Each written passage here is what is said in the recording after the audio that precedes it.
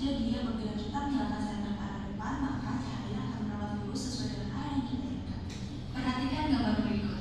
Cahaya matahari masuk melalui jendela kaca. Jendela kaca tersebut merupakan satu medium perantara yang dimaksud. Jadi terbukti bahwa cahaya dapat merawat lurus. Berikutnya, cahaya dapat dipantulkan. Contohnya adalah ketika kita bercermin, maka akan menampilkan bayangan diri kita di dalam cermin. Hal itu terjadi karena adanya cahaya di sekitar kita. Jika kita bercermin di dalam tempat yang gelap dan tanpa cahaya, maka cermin tersebut tidak dapat menampilkan bayangan diri kita. Hal tersebut tentu saja membuktikan bahwa cahaya dapat dipantulkan. Berikutnya, cahaya dapat menembus benda-benda. Jika kita meletakkan gelas di tempat sumber masuknya cahaya matahari, maka cahaya matahari dapat menembus gelas seperti pada gambar tersebut. Selanjutnya, cahaya dapat dibiaskan. Pembiasaan adalah proses membelokkan arah rampat cahaya ketika melewati dua medium yang berbeda kerapatan. Contohnya, ketika kita meletakkan pensil di dalam gelas yang berisi air, maka pensil tersebut akan terlihat seperti apa. Hal itulah yang disebut pembiasaan. Selanjutnya, cahaya dapat diuraikan. Contohnya adalah gelembung yang terkena sinar matahari, maka akan menjadi berwarna-warni seperti pelangi. Hal itu biasa disebut dengan dispersi cahaya secara alami atau yang disebut dengan penguraian cahaya. Contoh lainnya adalah keindahan pada warna-warni pelangi. Warna-warna dalam pelangi tersebut asalnya dari satu warna saja, yaitu warna putih dari matahari.